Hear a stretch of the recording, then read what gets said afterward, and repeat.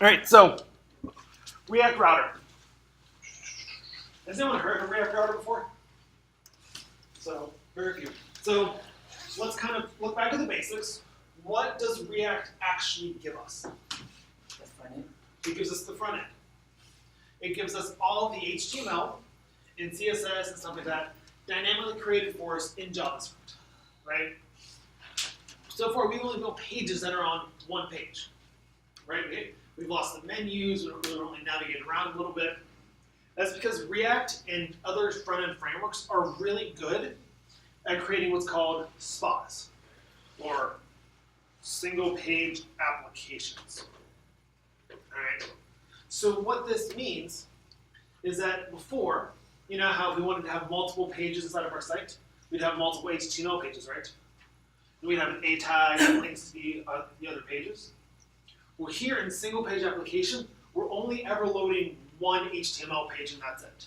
We're only ever loading 8 index on HTML. And then we use tools and libraries like React Router and React to create the illusion of multiple pages. Actually, I was going to ask you. So why would we do this? Why is this cool? So if we're only loading one page with a whole bunch of JavaScript and CSS, that means we don't have to reload the CSS for every page click. We don't have to go back to our server to reload all the fluff of the HTML. We don't have to reload the heads, we don't have to reload a whole bunch of bodies, a whole bunch of redundant content. We only switch out when we need to switch out. So our servers now can do more stuff. Our websites are a bit lighter and more responsive and faster. It also allows us to create a more fluid design and a more interactive feel for the end users.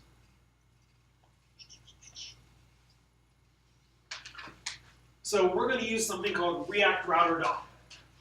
So React Router is a project to bring URL routing, so page routing, to React. It is a plugin that I believe was built by Facebook, I believe. Don't quote me on that. But since React itself is only good for rendering out views and managing state, we need to add a plugin, a third-party package, to actually give us that URL routing. And here we're using React Router DOM. So you're going to see something called React Router Native as well. That is for React Native. That's not what we're doing. So we're going to be focusing on React Router DOM. So when you're Googling stuff, make sure to include DOM. So what does this actually look like? So before, in our app.js, this is where we put a lot of our code, right? But what we actually want on the page. But now, our app.js, we're just going to use this primarily, not exclusively, but primarily to define the different routes and pages inside of our application.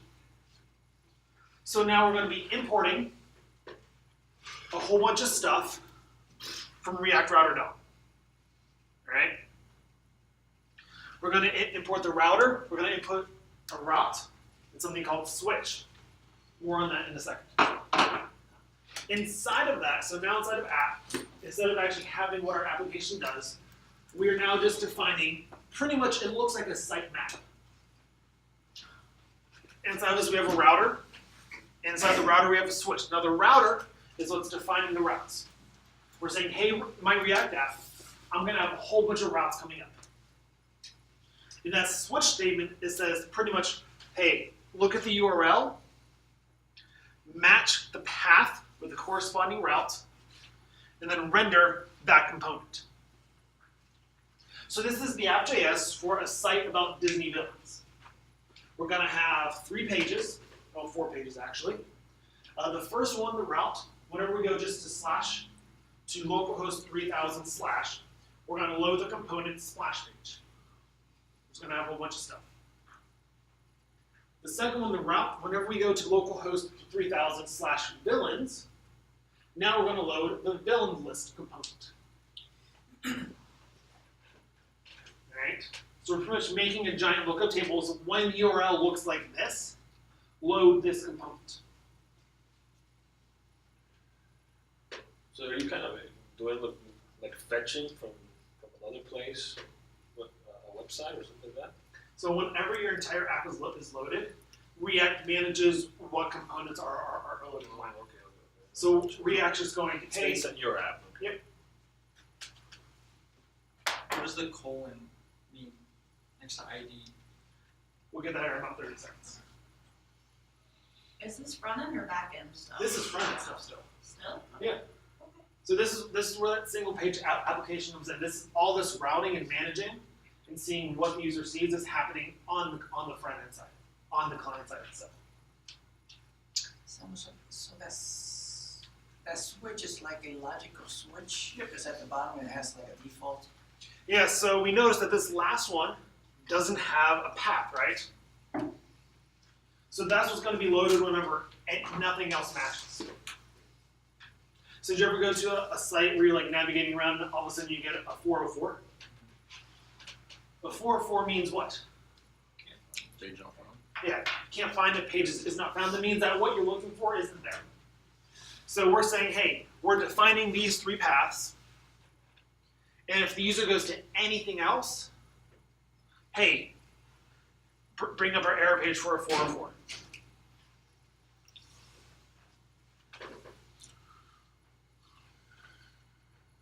How are we feeling so far?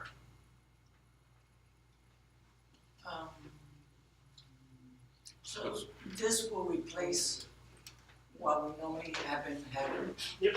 So everything that wasn't app.js is now going to be in its own component. So you know how you all built Minesweeper? And some of you put Minesweeper just in app.js, and some of you put Minesweeper in something called minesweeper.js. So now everything you're going to be doing is going to be inside minesweeper.js. It's going to be all their own components.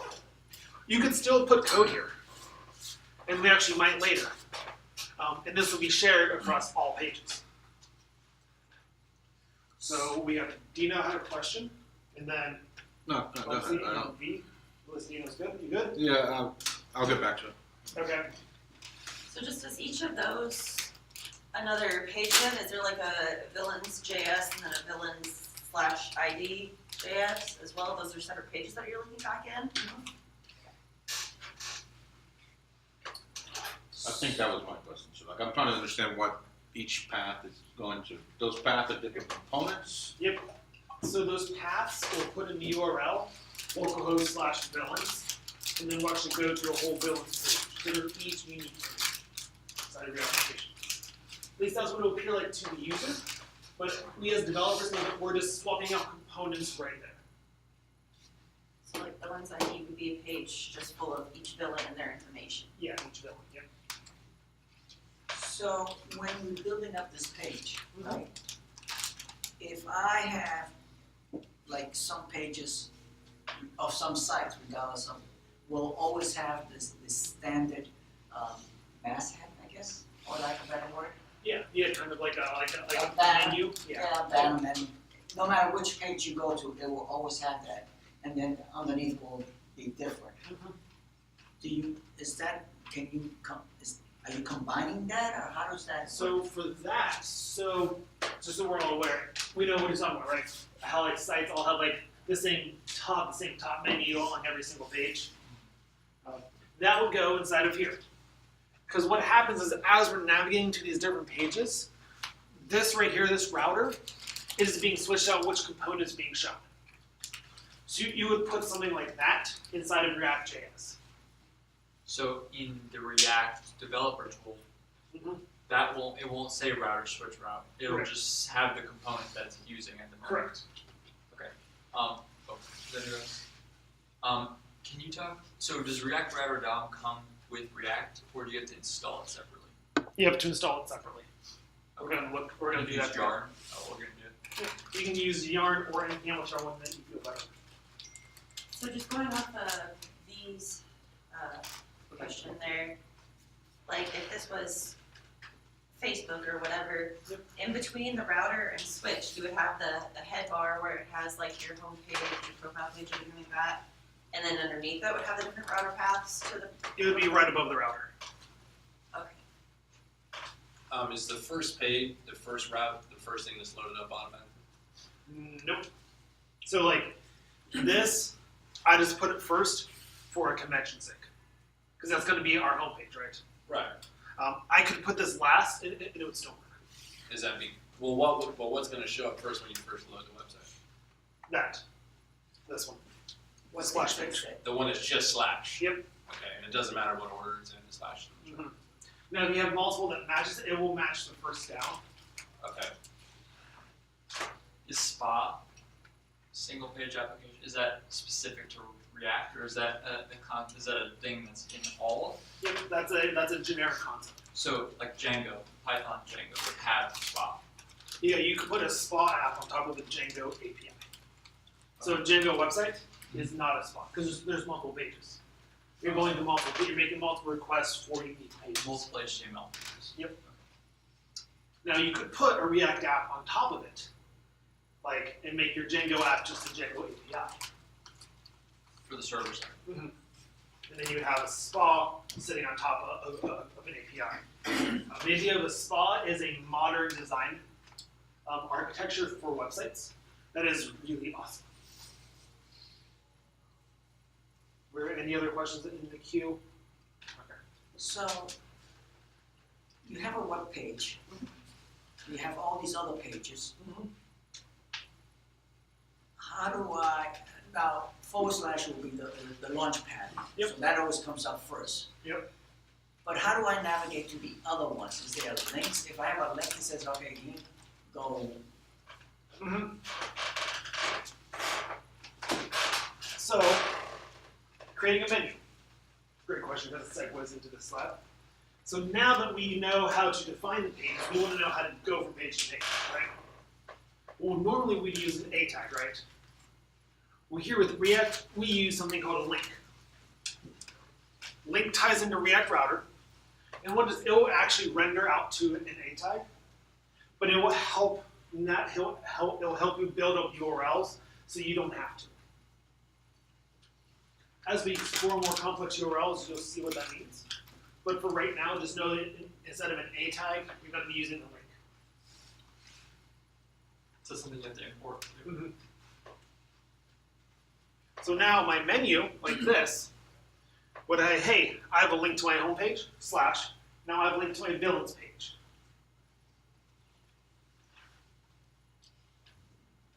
So some sites have a link to the homepage attached to an image or the emblem. You basically do the same thing? Yeah, so if it was an image, instead of the word home here, it'd be an image tag. And we'll see an example of that today whenever we actually start coding these up.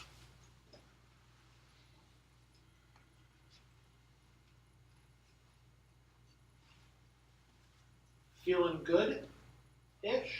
Ish.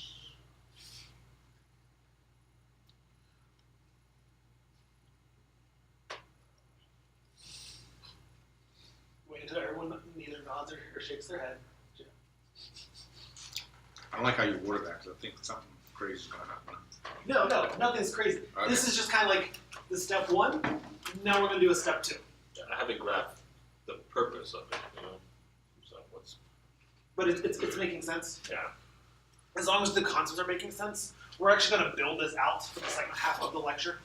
Kind of see it in action. Good question. In the previous slide, you sort of build out this switch, like, you have a /, then you have a / villains, then you have a / villains / :ID, and so forth. That's just a structure. It doesn't sort of dictate how navigation occurs, right?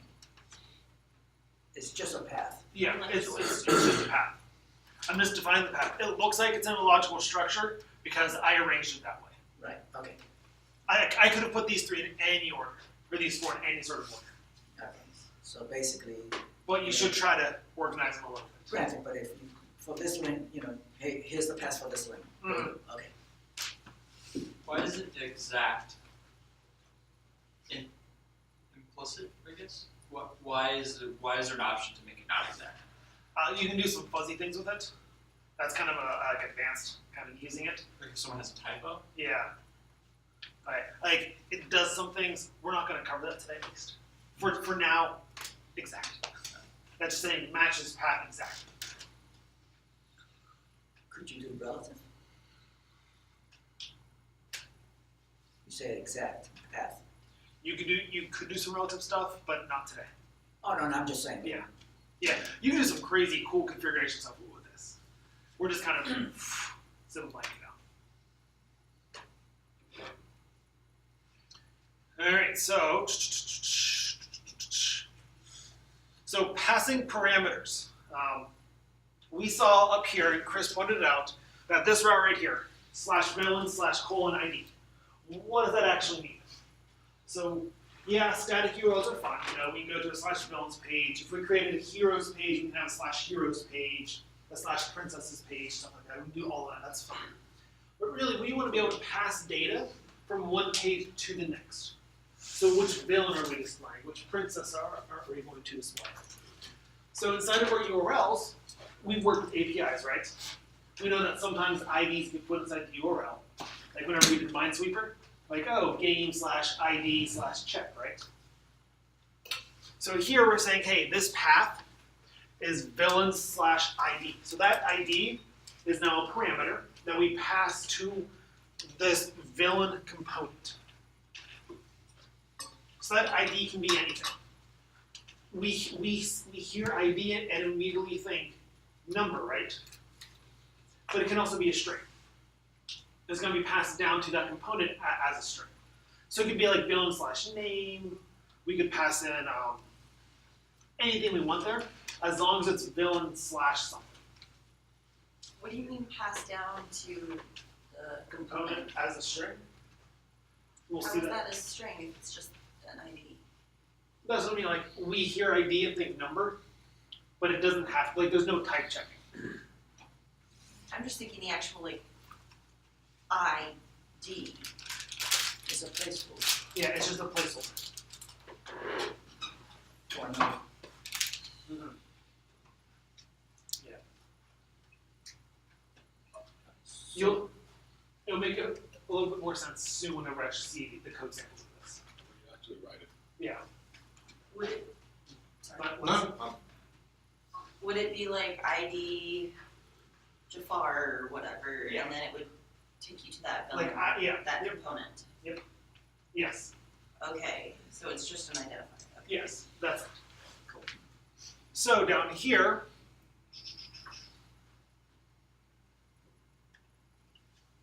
We're going to use our link. So this is now a component for a character. So this would be an item inside of the list. We've been building a lot of lists recently, right?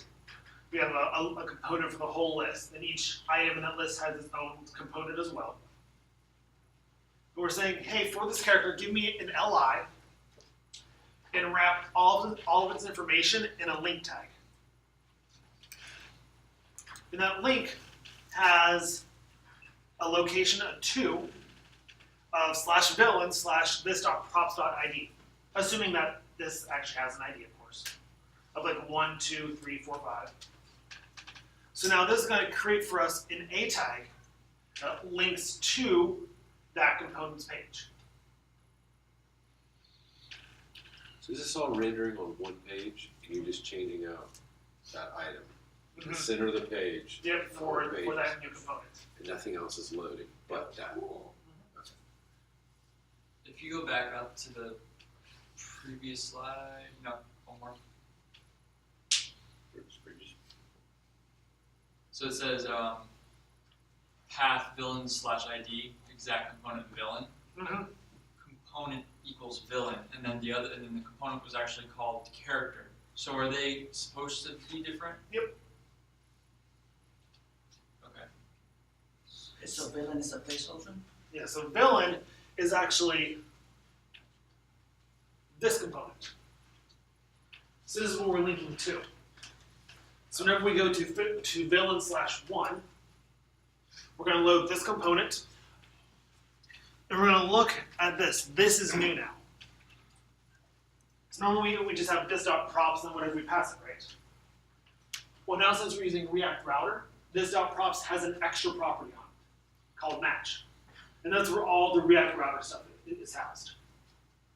On that match property, there's an object called params, and that houses all the URL params that are being passed to it. So I'm saying, hey, go to my props, go to the React router stuff, go into the params, and grab me the ID of what was passed to me.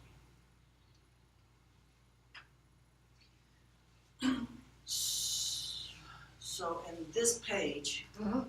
you're displaying this page, but you're actually going to a sub-page and grabbing that and plugging it in there? Yep. So to the user, it looks like a brand new page. But to us as developer, we're just taking what was in that router and swapping out what was there for this new component. But this particular page, you know, it displays this page, villain. Yep. But it goes in there and says, okay, swap in this other Jafar. Yeah, so it's saying go to my data page, grab my data, and display that. Okay. So this is nothing but a big house and house. Yes. What is it getting passed from the props? Villains or villain list or something? Just the ID. I know, but where's the ID coming from? Like, where are the parameters coming So the params are coming from what is defined here. So the params object in this case only has a ID. That's it. from? So the user would have to figure out what the ID is? That's what I'm trying to figure out. Where does the ID actually come from? And the ID would actually come from, Yeah, like a button that was. yeah, looked something like this. So because we're saying, hey, we want to create a link to villain/something, whatever this something is now our ID. I guess I'm just trying to figure out, like, what's above character that gives it the ID? Like, it's saying this.props, but usually we have a state, and then that state will, you'll say Mhm. ID equals this.state.id. Like, Mhm. where's that? I excluded the characters list, the villains list component here, because it was just extra noise. So it's there. So previously, we would start a page and we would have like a parent-child relationship. Yep. And we would import that child. Mhm. All this does away with that framework or syntax? It builds on that. It uses those ideas, but now instead of it just being on one page, just kind of being like a huge thing, we can now separate it over a whole bunch of pages.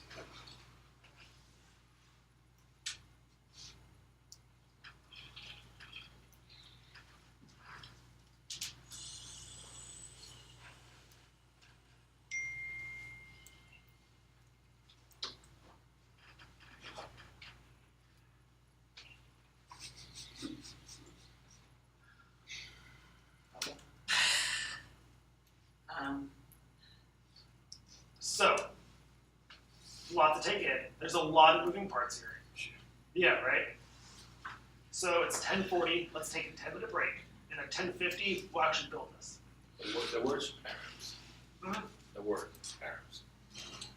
Is that word? Params, it's short for parameters. Yep. So at 10:50, we're going to be building this. Parameter.